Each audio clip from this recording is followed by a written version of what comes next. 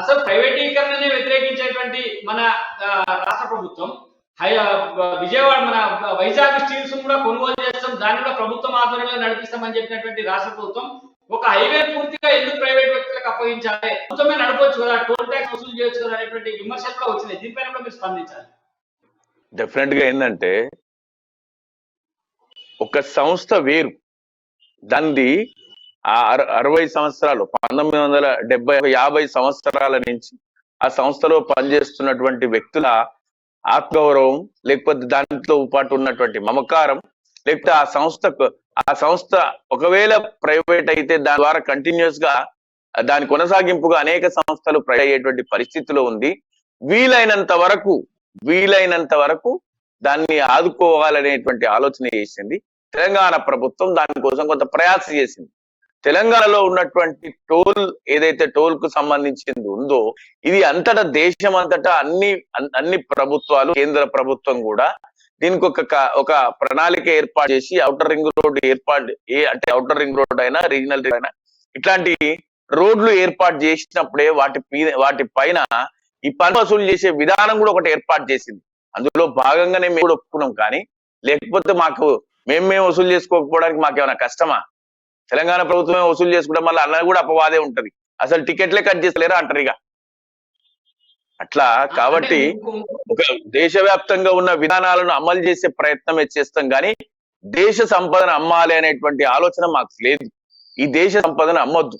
ఎంతో కష్టపడి సాధించి జాతికి అంకితం చేసిన సంపదను అమ్మేటువంటి ప్రయత్నం చేసే దేన్నైనా అడ్డుకోవాలి ఎవరైనా. ఎందుకంటే ఎప్పుడో పివి నరసింహారావు గారి హయాములో నష్టాలలో ఉన్న సంస్థలను మాత్రమే మనం అమ్మాలి. వాటిని లాభాలలో తెచ్చే ప్రయత్నము ప్రైవేట్ వ్యక్తులు చేసుకుంటారు, లేదా నష్టం వస్తే వాళ్ళు వస్తే భరించుకుంటారు. లాభాలలో ఉన్న సంస్థలను ఈ దేశం అమ్మకూడదు అని ఆనాడు ఒక పద్ధతి ఏర్పాటు చేసింది.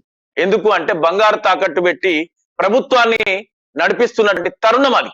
కాబట్టి ఈ దేశంలో ఆర్థిక సరళీకరణ విధానాలు తీసుకురావాలి, అట్లయితేనే ఈ దేశం బాగుపడుతుంది అనేటువంటి ఉద్దేశంతో తీసుకొచ్చిన అంశాన్ని కొనసాగింపుగా మంచి ఉన్న సంస్థలు కూడా వాటిని అంటే ఒక మంచి కుక్క అంటే పిచ్చి కుక్క అని దాని మీద ముద్ర వేసి చంపే విధంగా ఒక మంచిగా లాభాలలో ఉన్న సంస్థలు కూడా నష్టాలలోకి తీసుకెళ్లి కావలసిన వ్యక్తులు, అది ఏ ప్రభుత్వం అయినా, రాష్ట్ర ప్రభుత్వాల, కేంద్ర ప్రభుత్వాల, ఎక్కడైనా ఆ విధానాన్ని అమలు చేసే వ్యక్తులు, నేను అవుట్ ఆఫ్ లీడర్స్ అనుకోండి, అవుట్ ఆఫ్ పార్టీ అనుకోండి, అవుట్ ఆఫ్ పాలిటిక్స్, ఎక్కడ కూడా దేశ సంపదను, రాష్ట్ర సంపదను తమ వ్యక్తిగత సంబంధాలు ఉన్నటువంటి వ్యక్తిగత మన వ్యక్తులకు అమ్మే ప్రయత్నం చేయకూడదు.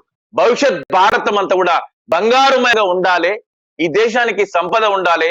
ఒకరిద్దరు, ముగ్గురు, నలుగురు, ఐదుగురు వ్యక్తులలో ఉంటే వాళ్ళు దాన్ని కొనసాగించలేకపోతే ఈ దేశం ఒక్కసారిగా ఆర్థిక పతనం చెంది ఆకలి, దారిద్ర్యం ఉన్న వాటి కంటే మరింత దయనీయమైన స్థితులలోకి వెళ్లే పరిస్థితులు ఉంటాయి. అట్లాంటి స్థితి ఉండడానికి ఎప్పుడు కూడా దేశ సంపదను ఒకరిద్దరి చేతుల్లో పెట్టొద్దు అనేది నా వ్యక్తిగత అభిమతం, మా పార్టీ అభిమతం కూడా. అందుకోసమే మేము పనిచేస్తుంటాం.